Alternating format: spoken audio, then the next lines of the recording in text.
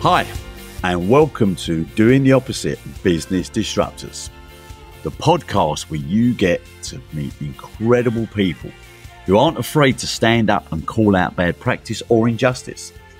People who own their mistakes, thrive off of challenges, and who ultimately choose only to see the summit and not the mountain. I'm Jeff Dewing. I'm an entrepreneur, the author of best-selling book Doing the Opposite, and a keynote and masterclass speaker. Today, you're going to meet Doug Gordon from Dublin in Ireland. Now, Doug is a CEO of DNS Performance Optimization, a training, consulting, and coaching company. But what's interesting about Doug is he speaks internationally, on stage all over the world, in terms of corporate training, consulting, but he's also been on the stage with TV celebs, film stars, New York Times best-selling authors, renowned CEOs, and sports stars. On top of that, he runs a radio show on Dublin City FM called Inspirational People.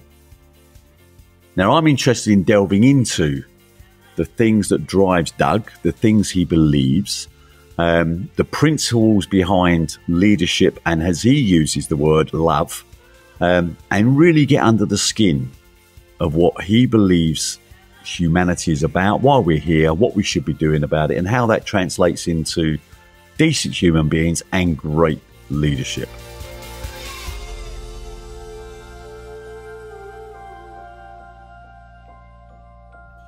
So, hi Doug, thank you so much for taking the time to join me from sunny Dublin. I'm really looking forward to this conversation. Thank you so much for joining me. No, my pleasure, Jeff, and great to be on the show. So, Doug, let's kick stuff off. What I'd love you to do, just take 2 minutes if you can.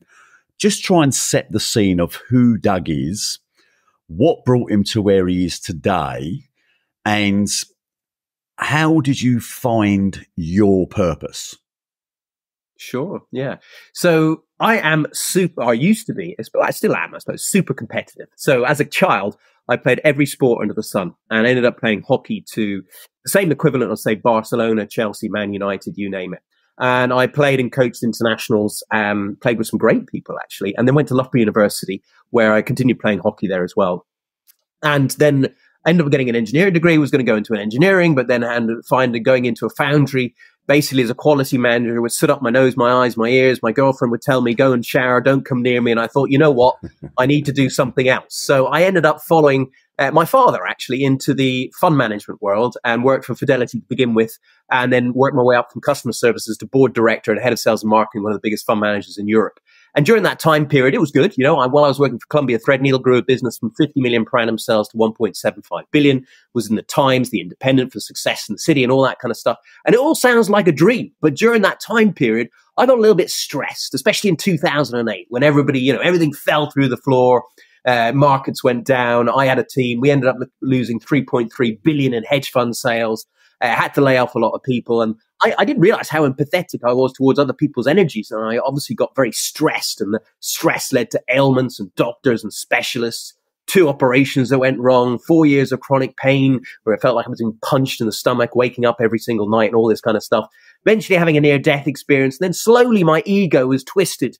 And eventually I left the hedge fund, mutual fund world and became a coach, consultant, corporate trainer, and author, and a radio presenter for 5 years as well. And during that time period, I interviewed over 300 amazing people like New York Times bestsellers, film stars, sports stars, international CEOs, learning what makes people successful in life, and also hanging around with these people, getting on stage with these people and speaking all around the world with these people.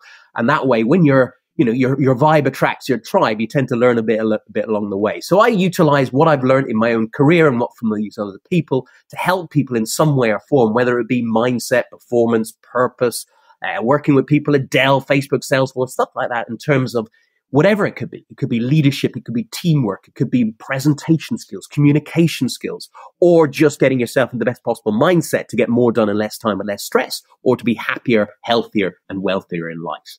So tell me, at what point, though, during that journey of the stress, the operation's gone wrong and all the things, and then speaking to all these incredible, successful people, from film stars to pop stars to Premiership players to whatever. What was that single ingredient that you could identify was the golden thread to success? Well, for my own success, when I was, traveling in helicopters from the likes of, Nice to Monte Carlo, staying in 5-star hotels like the Hermitage Hotel and having a fantastic time and all that kind of stuff, I realized that every single time I got big deals in or, met amazing people, it didn't really truly make me happy. And I realized that I kept thinking that when I get this, I might be happy. And then when I get that, I might be happy. And when I got there, I wasn't any happier. And what I truly realized that when I started giving to others and when I started helping and supporting others in terms of connecting from this head self to this heart self and connecting with your true passion, purpose and meaning in life, and then seeing that and helping them on that journey as well, because I had done it myself, then I realized that was the key to life. And that was the key what I wanted to try and do and implement in my lifetime as well. And I found that key change point for me was probably the near-death experience, where I was lying on one of those hospital moving beds, suddenly surrounded by this amazing feeling of love, energy, and connection. There's light as such. And I realized I was having a near-death experience. If you take your best orgasm and times it by about 100, you might just get the feeling all around your body. So at that point, I realized, obviously I came back, otherwise I wouldn't be speaking to you now, that I needed to change my life in some way or form. And it took time because the ego was still in the way. But gradually, I was pushed that way through universal consciousness in some way or form. And eventually, here I am now. Great. So coming back to the question about other people, so the people that you've engaged with to try and understand what makes them successful, have you identified a golden thread for those people that tends to be a common factor that generates that success? 100%. It's having about a love for what you do, a love for the people you work with, and a love for the people you serve as well. I always say love is an acronym for lots of vibrant energy. So it's really finding that passion, that sense of purpose and everything like that. People talk about all different ways you can get your energy levels up to the highest level. But actually, if you have that sense of purpose, passion, and you find what that truly is, what your true meaning in life is, and then you go out there and do it every single day, it gives you an exponential amount of energy in terms of what you do. And you tend to spring out of bed rather than having to drag yourself out of bed to do what you're meant to do. So that was what it is. And you can find that in many different ways. Like, I always say, write down what you truly love doing, write down what you're gifted at doing, and write down what you can add value to people in some way or form. Work out a match between those three, and you're probably on a good thread towards what your purpose is. Or have a look at all the shit that's happened in your life and turn your mess into a message and give it meaning to help other people in some way or form. Otherwise, why did it happen to you? One of my clients was blown up in the Brussels bombing, and she lost, she was almost on the brink of Olympic swimming, and she lost the ability to be able to compete at that level afterwards because she lost her stomach and many other things. But then we reframed her mindset and turned her mess into a message to give it meaning, or her tragedy into a triumph to help other people in some way or form. And it gave her a new sense of vitality. And the other thing is, right, Jeff, I've spoken on many stages in front of, say, for example, 4,500 people. So if I was to get you a stage in front of 4,500 people, you're 85 years of age, and I said to you, what would you speak about most? What would you be the most passionate about? What would the message or legacy you'd like to leave? And then once you know what that is, then reverse engineer yourself back to where you are today and work out, what do I need to do? What do I need to learn? Who do I need to work with? Who do I need to collaborate with to be worthy enough to stand on that stage, deliver that message, and leave that legacy for people? Because I do something very, very similar where I say, right, you're on your deathbed, you're 91 years old, you've got 24 hours left to live. So I want you to play back to me now all the things that you think people think of you. Tell me what you think the world thinks of you, your family, your friends, your colleagues. And they'd say, well, they probably think I was a tight sod. They probably thought I was a miserable git. They probably thought that I had a short fuse. They probably thought, and it goes on. So I then said, so now tell me what you would like people to think about you, how you would like people to speak about you. I'd love them to say I was kind, I was generous, I was giving, that I helped people, that I always put them before myself, and so on and so on. So he says, so you can see there's a gap between how you think people feel and what you'd like them to feel. And the answer is yes. Well, I've got some good news for you. You're not going to die in 24 hours. What are you now going to do to create the outcomes that you've now said are important to you when you still have the chance? And that's when you get people to really think about that self-reflection, that ability to put the mirror up and say, do I really like who I am or who I've become? And you've got a choice, right? You've now given yourself a choice, which on your deathbed at 91 with 24 hours to live, you're out of time. I love that. And what that is all about there is the motivation. It's about that reason in order to create that change in your life. And sometimes you need that. And it can either be pain or pleasure to create that as well.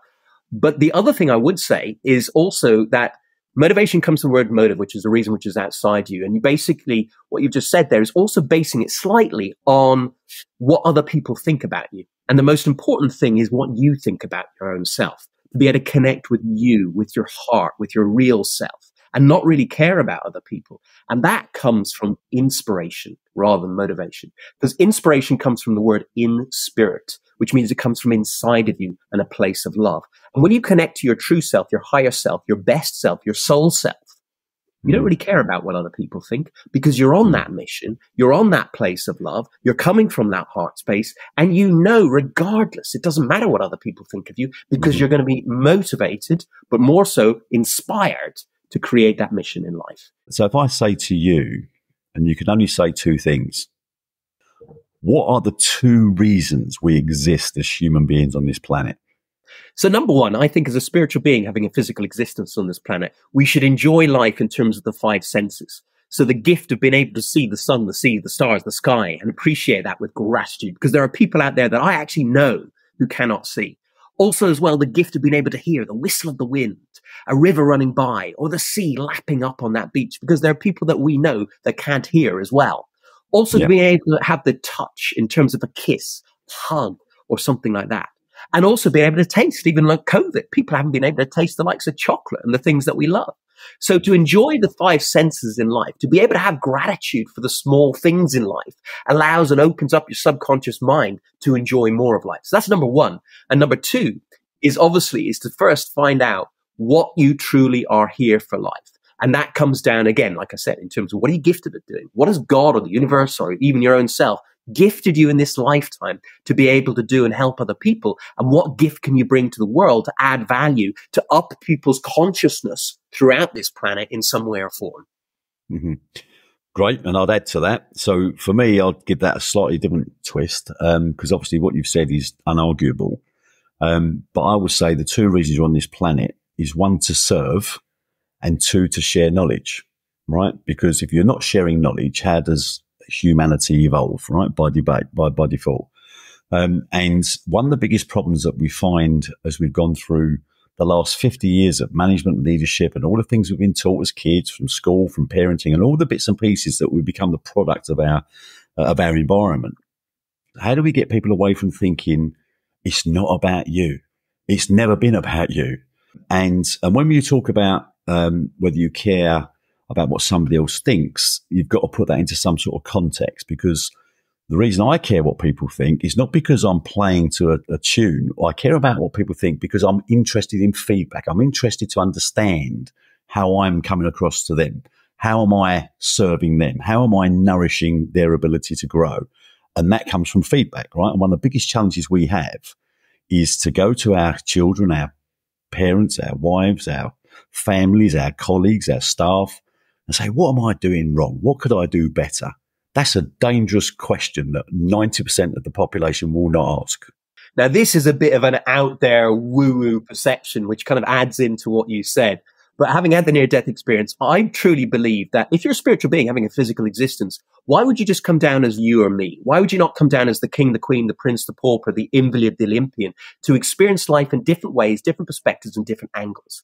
And based on that perspective, and I don't think time is linear, just in my viewpoint, I believe there's dimensionals and we could all come down as different people at different times. So based on that, every single person on this planet, you could come down as. So why not treat them in exactly the same way as if they're your best friend, your brother, or your family member in some way or form? Give to others as you want to give to yourself, and realize that universal consciousness works together in unity. So we need to work on a conscious level, remembering, in my viewpoint, the most conscious level, or the most highest grounded version of consciousness, is emotional intelligence. That's awareness. self-awareness, situational awareness, people awareness. It's also about social skills and communication, conscious communication, in terms of communicating with people with kindness, with love, but also your own self as well. But also self-regulation of your emotions to create win-win in these interactions of life with other people, and have empathy and compassion, and realize that the diversity that we have in this world is absolutely beautiful, because if we were all the same, it would be boring. So appreciate people for who they are, if that makes sense. But if you now try and bring it down to a practical level, when someone says, well, what does that actually even mean in the real world? So if I play back to you something that I would interpret from what you're saying, in terms of diversity and whatever. So we have a situation in our business, or we've had situations, but one particular situation, I'll give you an example. We have an accounts team that's quite large, an accounting team, and they come across a challenge where they think, we've got a problem. We want to solve this problem. So they come to me, not they have to, but this is an example. They'll come to me and say, Jeff, we've got a problem. We need to solve it. We're going to bring the entire finance team into a room, and we're going to put up the problem statement, and we're going to try and solve it. And I will say to them, you're wasting your time. And they say, what do you mean? I said, the worst people to go into that meeting to solve that problem is finance people that have all got the same lens. You need to bring in non-finance people that will be absolutely out there with ideas, creativity, and a completely different lens. That means that there'll be some statements you'll go, God, how ridiculous is that? And there'll be some statements, provided you've got your open mind, you'll go, wow, where did that come from? And the key to life is that's the element and the power of diversity in a practical form. And therefore, you need to bring in that diversity, which is colleagues that have got nothing to do with finance. And you'll be amazed at what comes out. That's a good point, actually, Jeff. And I agree with you. I actually say quite often, in terms of awareness, you've got to think about organizational awareness and understanding that every single department within your organization has different agendas. Like you just mentioned about the finance team. Well, the sales team have a completely different agenda. The operations team have a completely different agenda. The accounts team, different agenda. So we need to understand, in terms of the relationships throughout people, I always break the relationship word down into relay, in terms of conscious communication, your shuns, your expectations, your intentions, your motivations, and then make sure that everybody's on the ship traveling in the right direction of the mission statement and what the goals are in terms of those in the company. So you need to make sure that you do have diverse people to give different angles, different perspectives on the problems, to give better solutions as well. So what you say is perfect. And this is why you need someone like maybe yourself or myself to come in from the outside, who isn't going to blow smoke up the CEO's ass, and come out from ideas from a different angle, a different perspective, to be able to help without having any kind of, crap behind us or intentions behind it, if that makes sense. Just genuinely there to add value in some way or form. So I love what you're saying. Totally true.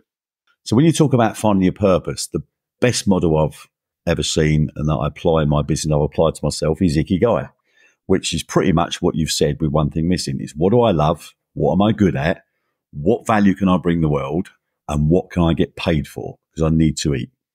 And the reason I play that back isn't because it's something I've read in a book. It's because I play back my own life, where I got the passion to buy a football club when I was 35 years old. And I went into that football club and I learned some lessons that I didn't realise. It was a football club that won nothing for 50 years. I've gone in, I've taken over this football club, we've got the same players. And for the next 5 years, we won everything we touched, right? We won the FA Vase, we won the league twice, we went on Sky Sports. These were the same players. Why was it they'd not won it? And I learned a trick, and I wasn't a manager. This has nothing to do with management. This was about how I inspired people to run through brick walls. So I loved it. I was good at it. I made a difference because I brought the community together in the town of this football club, but I couldn't get paid for it, which meant it was never sustainable. And 5 years later, I had to walk away from it because it was killing me. So as much as I loved it, it was never, ever going to be something that I could do for the rest of my life, because I needed to find something I could get paid for. That's when it gave me the clarity that said, right, now let's focus on what am I good at? What do I love? What good can I do in the world? But what can I get paid for that makes it sustainable? Yeah, I totally agree with that. And it's interesting. I'll tell you one story, actually, just it adds into that, but in a slightly different way. So John Mattone was on my radio show. John Mattone was Steve Jobs' executive coach. And John, about 25 years ago, wrote a book on leadership and sales. And he put the intention out there of basically getting on stages, making himself famous and making a bit of money along the way. And he hardly sold a book. Then his son came out of school to go to university, and then out of university to go and do a corporate job. And John thought to himself, you know what, my book will help him and everybody that he worked, his colleagues and everything like that. And he relaunched the book, but this time with the intention of adding value to his son and the people that his son was kind of friends with. And the book became New York Times bestseller. Steve Jobs read the book. He brought him into the Apple, and the rest is history. So I do truly agree. But at the same time, John still knew he was good at sales. He knew people needed sales training. He knew people needed a good speaker to inspire them. And he knew they needed some kind of reference in terms of that from someone who had the experience like he did to be able to add value to companies and individuals as well. So he knew he could get paid for it. But at the same time, the intention behind it originally was all about money.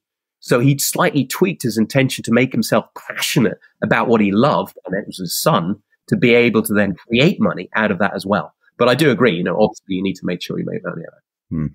Yeah, and that's not about wealth. That's about putting food on the table. And it's like when we talk about real world challenges. So you own a business, you run a business, you've got to recruit people, right? And you sit back and you say, hang on a minute, I want to give this person a job, and it's 30 grand a year, whatever the number is.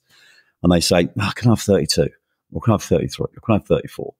Yeah, I'm really good at this, and da-da-da. And someone starts saying, hang on a minute, can I just ask you a question? During that chat, you told me how you'd been to Africa 5 times to build houses out of mud for the African people.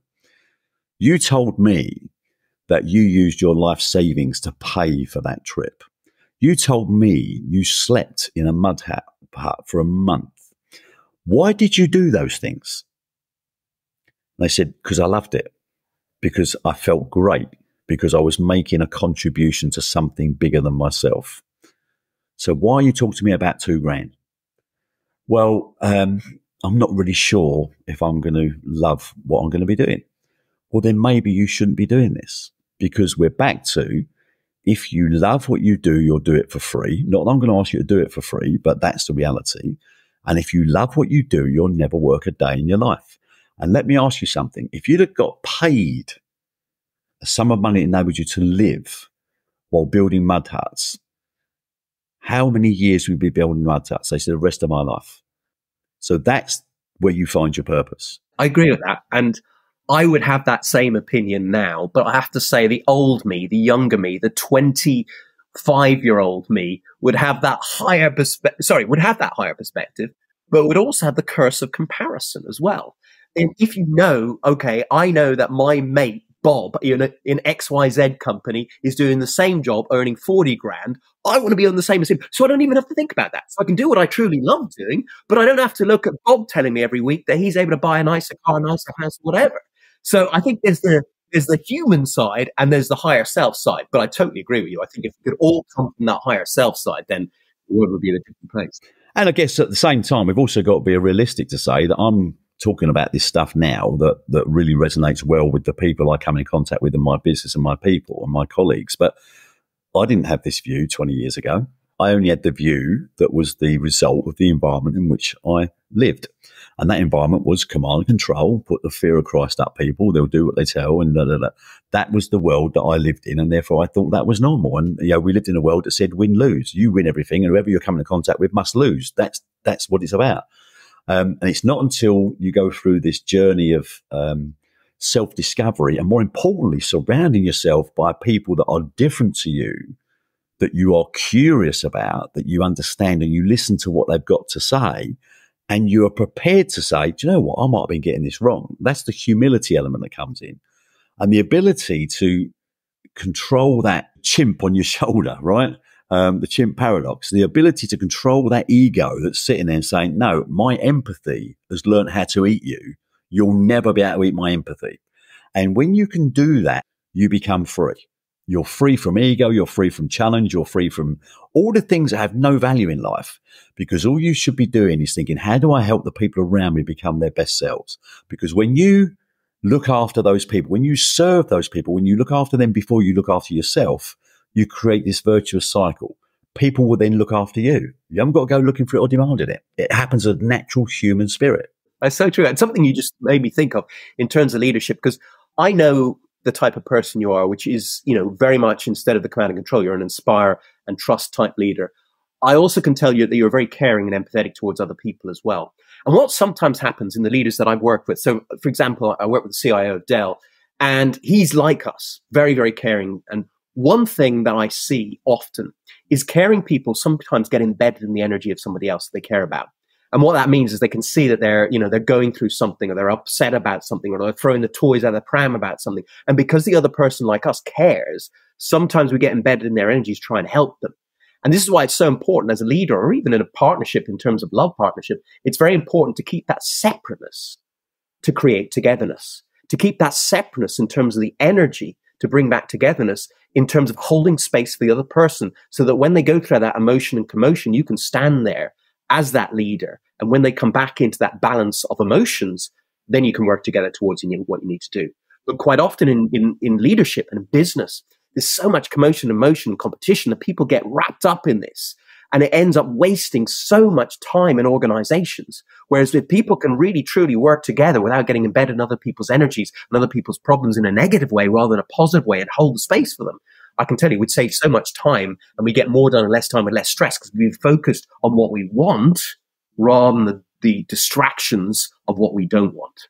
There was one particular situation I loved, and I interviewed Gary Ridge, who's the ex-chief executive of WD-40.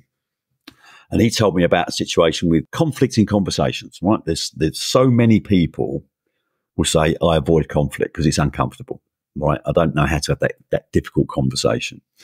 And he gave an example that says, you're in a meeting. He gave an example that he had. And he said, I was in a meeting one day with one of my executives, and there's 8 or 9 people in it. And this person came into the meeting and he was just drawing everybody's energy. He was not on form at all. And he said, I've got a couple of choices here. I'm going to strip him down. And if I did that, then everyone else in the room is going to say, I wonder when it's my time to be stripped down. So he said, so you don't do that.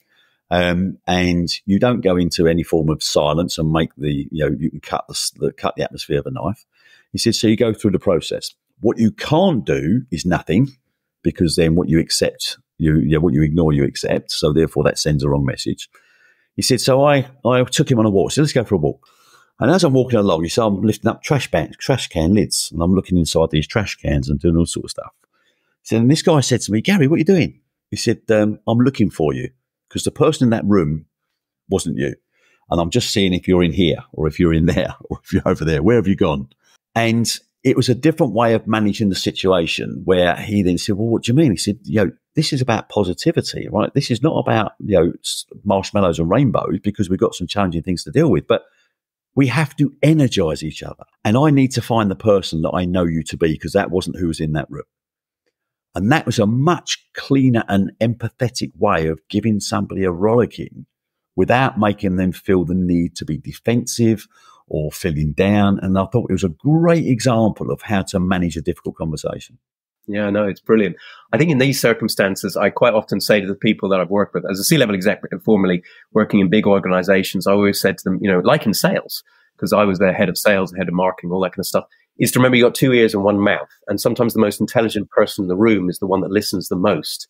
And I think as the leader in the room, speak last and let every single person in that room speak at some point in time. Because quite often the people who are slightly shy might have a genius idea that could be hiding behind the fact that they don't have the confidence to stand up in terms of public speaking in front of people. One thing I always try and get leaders to do now is, for fun, is to get everybody to put their hand on their heart. And I would say, I am Doug Gordon, I am my heart. Please let me connect with the hearts of the people in the room in order to bless rather than press and add as much value. Because that way you're getting yourself out of your ego self into your higher self, your kind of place of love. You don't mind if you sound stupid, because you're just trying to add value to people. And what happens is that sometimes the most clever people in the room don't speak because they're afraid of standing up and speaking and someone kind of criticize them.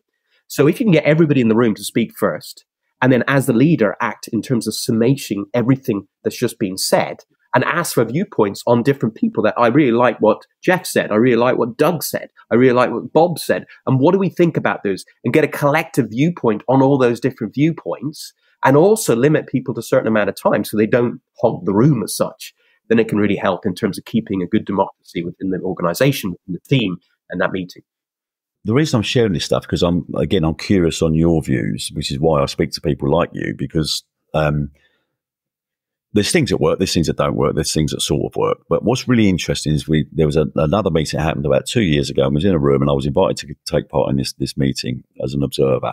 There was 8 people in the room, and they've got a problem statement they're trying to solve, and they're going around the table and all having discussions about the pros and the cons, and yes and yes and yes and.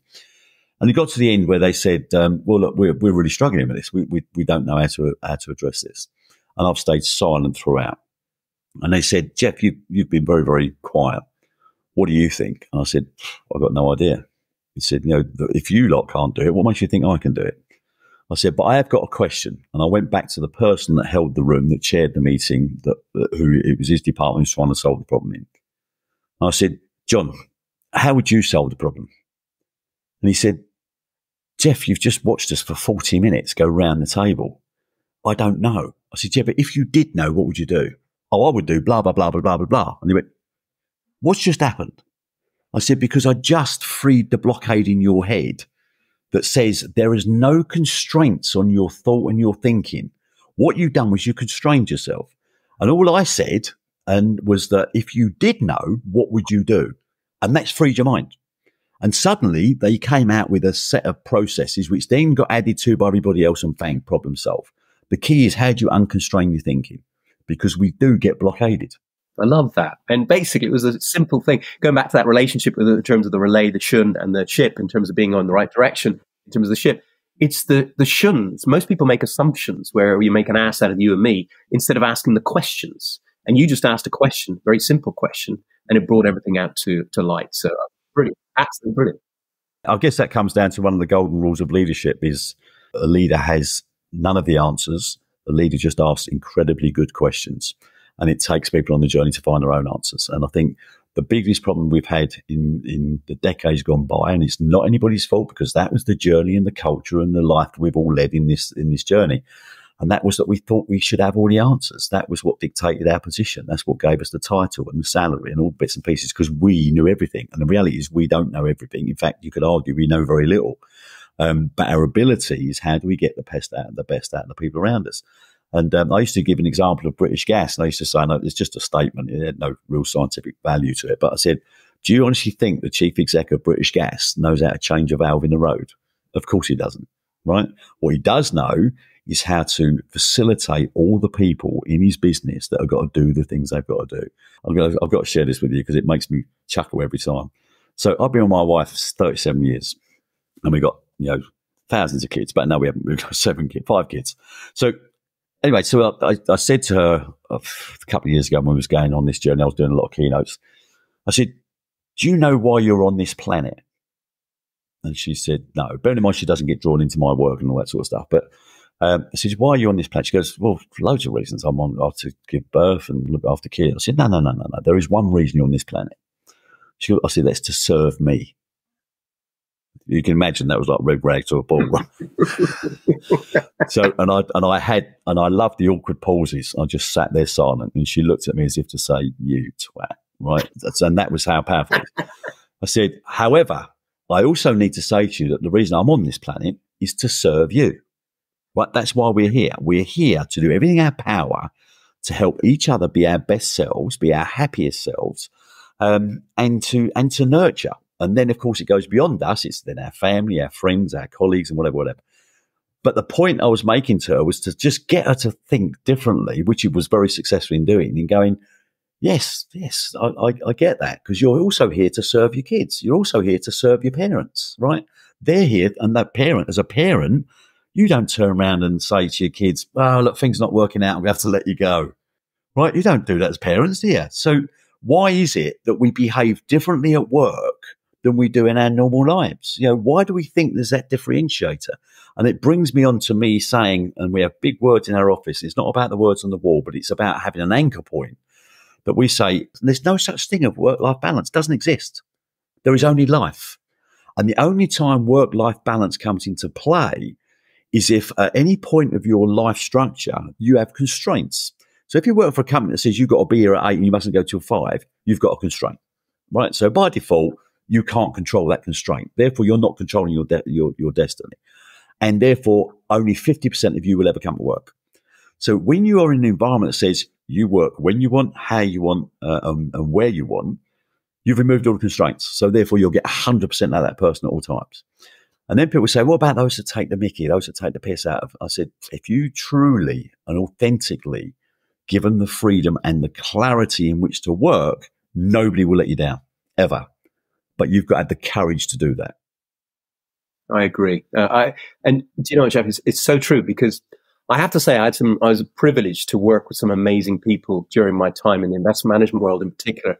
And when I was just a sales guy, I had some great bosses. And they would set the target for the year. They set the target for the individuals. And they would basically say to us, you go out and do that however you need to do. And we knew if we didn't achieve the target, we could potentially get fired. But if we did achieve the target and go over target, we could make a lot of money as well. So I think that's why it's so important just to know exactly what your mission is as an overall company. Remind everybody and make sure that mission is about adding value to people. Something actually we didn't mention about purpose earlier on. When I was in the investment world, I remember that I was just thinking it was transactional, bringing money from one bank to another bank, one asset manager to another asset manager. And I just thought that was it. And then I suddenly realized actually when I left and got into what I'm doing now, that actually what I was doing was helping that granny or grandpa retire younger, give more to their children, their grandchildren, or buy a better retirement home or have a better life. So if you can look at the energy of what you do and how it interlinks to the end customer and betters somebody's life, it'll give you more of a spring in terms of that kind of stuff as well. So if you can look, so if you can look at, what have I got to do? What have I got to achieve? And try and make sure that everybody has some kind of goal, some kind of target that they know they've got to do by the end of the year. And you work together collectively towards that. You don't need to manage people as long as they know they've got to achieve that goal by the end of the year and they've got a set period of doing that as well. It's like managers. So in our world, I always say to people, there should be no such thing as a manager. You manage your bank account, right? You manage your mortgage. You don't manage people. We should be coaches, right? Our job is to help our teams score the best marks. It's not to mark their homework. Our job is not to say, you're crap, you failed to hit your number, right? Our job is to help them hit their number. Right, that's the reality, right? It's about helping them hitting their goals. And why are we all sort of having these conversations now? Well, COVID, right? COVID shone a light on how we was all behaving. And it's not, and I'm not just going to attribute it all to COVID, because I tell you what, in my belief, happened is millennials, Gen Y, Gen Z have stood up and said, you've been getting this wrong for 70 years, and they're right.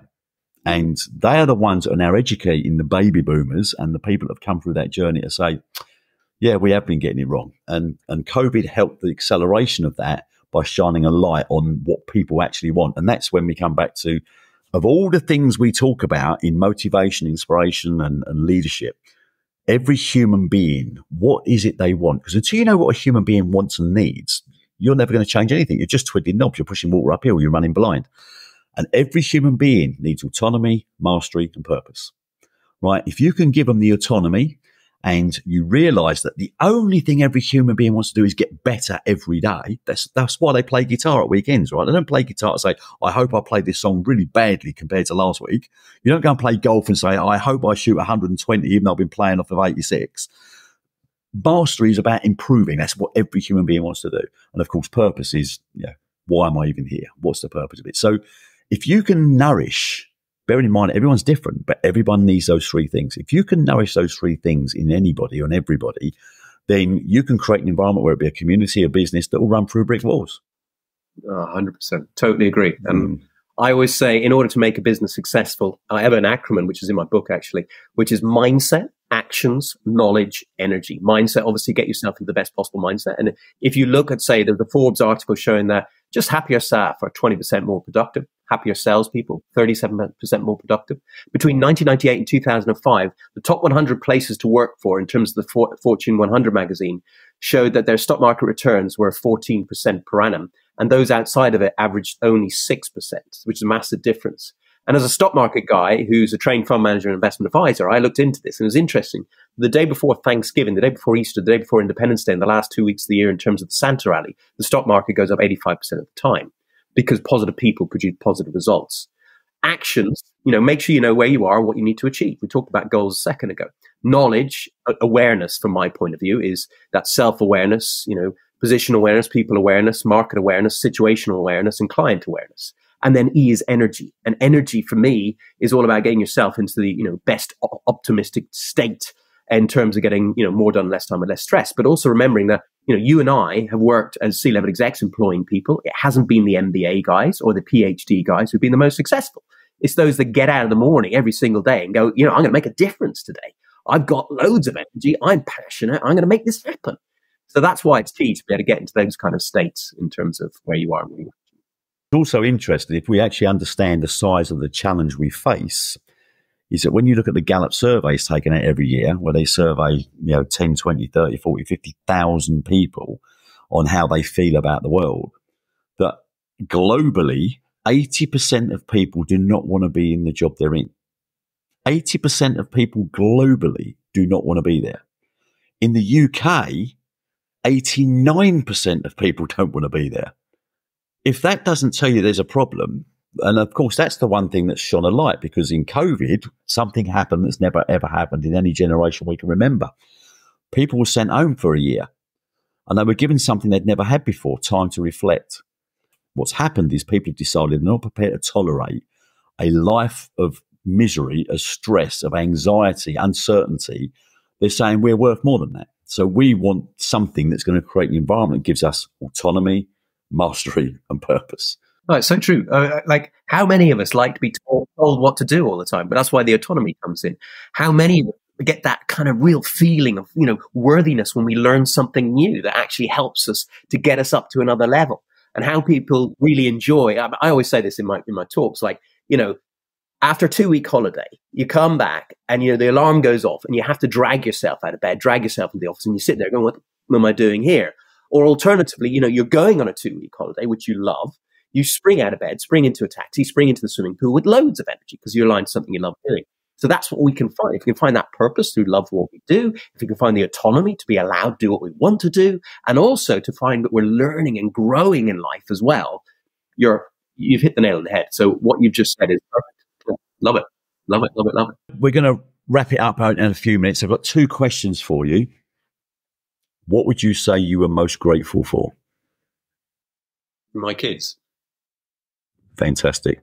Brilliant. Brilliant. Second question. If there was one message only one message, what message would you put out to the audience? When you point the finger, there's 3 pointing back at you. You can't expect other people to change. The only person that you can actually change in this lifetime is your own self. And whether it be environment or helping other people in some way or form, if you change yourself to become more loving, more kind, whatever, the ripple effect of that on the people around you and the people around them and the people around them and so on could have a massive effect on the overall planet and consciousness in life. So change you. Plant seeds of flowers in here, not weeds. You mentioned earlier on about having the gremlin of the ego here. We all have a gremlin. We all have an angel. Listen to the angel. Plant those seeds through positive affirmations and visualization through meditation. And remember, when you change you, it'll change the world. It's absolutely brilliant. Love the message. Listen, Doug, it's been absolutely fantastic talking to you. It's been a real blast. I can't believe the alignments that we have in terms of, the different articulations we place on the same thing, but it gives an absolute element of clarity because we've attacked it from every single different angle. So thank you for your time. Thank you for your enthusiasm, your passion, your drive, your energy, which was oozing through the screen.